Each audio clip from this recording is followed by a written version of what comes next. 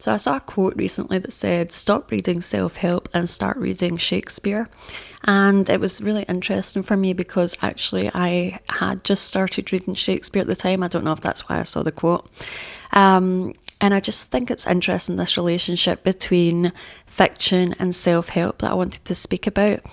Does fiction and reading, works of art and poetry and fiction, does that help us in our mental health better than reading self-help books?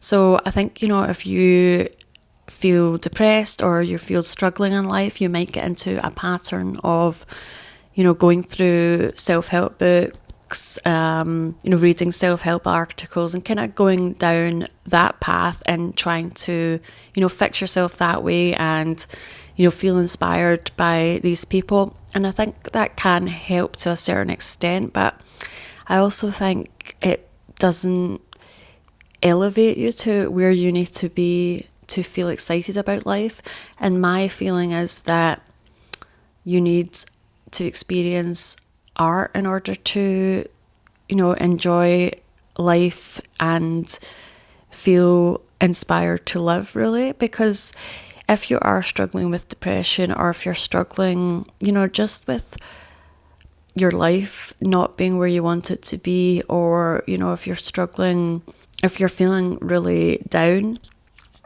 and I think, it would maybe seem logical that you should be reaching for self-help books in that situation. But I think, what this quote was saying, and what I think I found as well, is that if you throw yourself into reading the best quality art, then it's really going to inspire you and move you and be challenging, I think, in a way that can occupy your brain in a positive way. And that's something that I'm always looking for, because obviously, I've struggled with maladaptive daydreaming and feelings of depression, and when you get stuck in that loop, it's really hard to get yourself out of it. And I think what helps to get yourself out is to challenge yourself and motivate yourself and see other people going through similar things and kind of just be inspired by emotions that are evoked, as opposed to more straight up advice like do this or do that. I think there's just something about experiencing art that can take you to the next level. And I have this thought every time I read or watch something that's really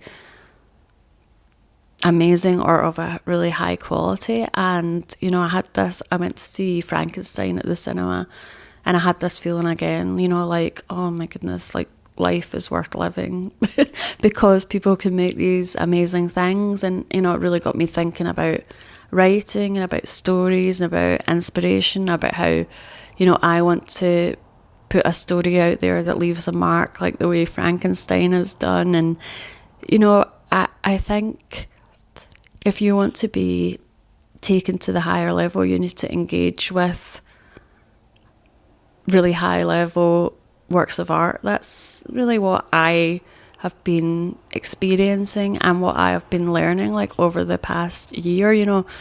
I've tried to help myself in lots of different ways, and I've tried to kind of go down self-help routes and different things like that. And of course everything has their place, but the times when I've felt most inspired and most alive is actually when I've been connecting with a great movie or a great piece of art, or great writing. Particularly great writing for me is always really inspiring.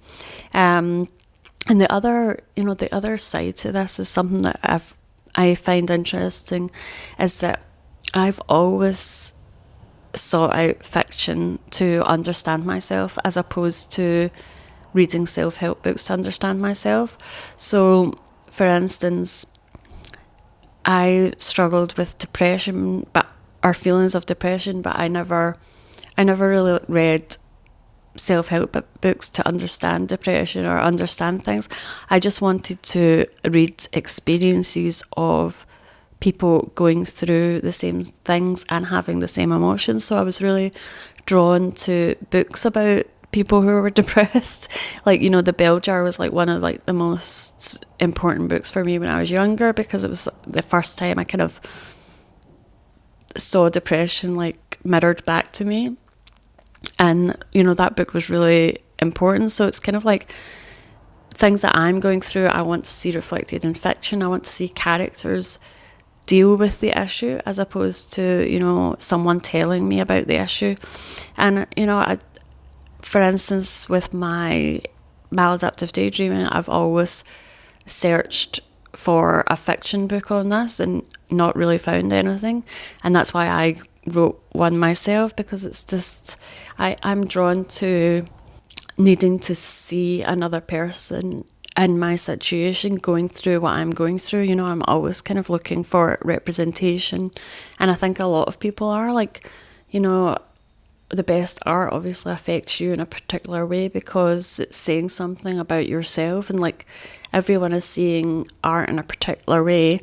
And, you know, to see yourself in art or in a story, I think is just so important.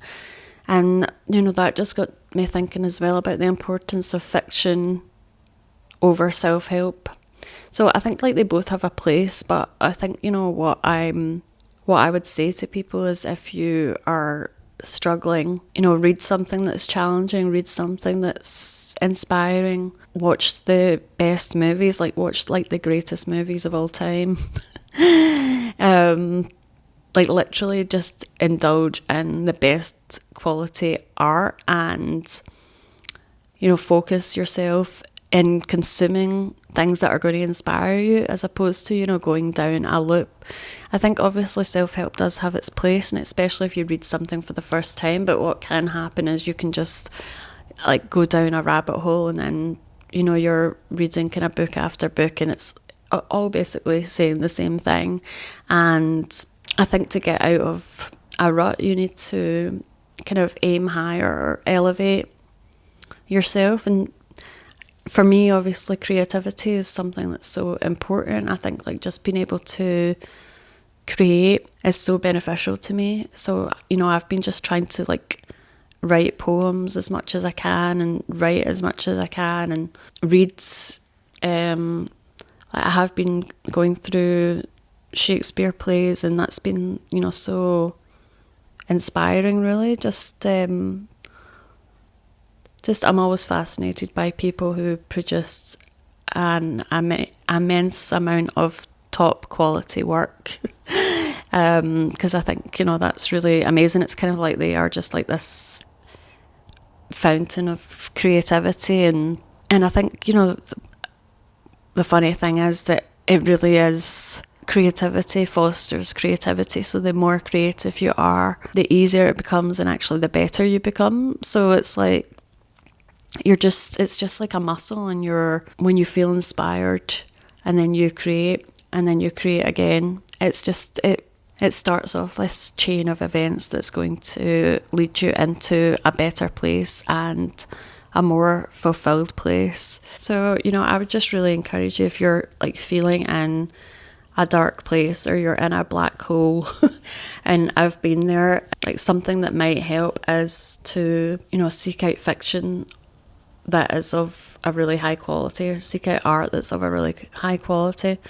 I think it really is like beneficial to our souls, and that's, you know, really what we're trying to do, is like lift our souls up, lift our spirit up, lift our excitement and our engagement with life. So, you know, that's what I'm focusing on just now, and, you know, seeking out just now. That's just like where I am and what I've kind of learned over this past year, of the importance of, you know, really good quality fiction, and of the importance of fiction that reflects what we're going through. So yeah, if you're new to this channel, I like to make videos about mental health and creativity. So please do like and subscribe if you want to see more of that. And thank you so much for watching this video, and I'll see you in the next one.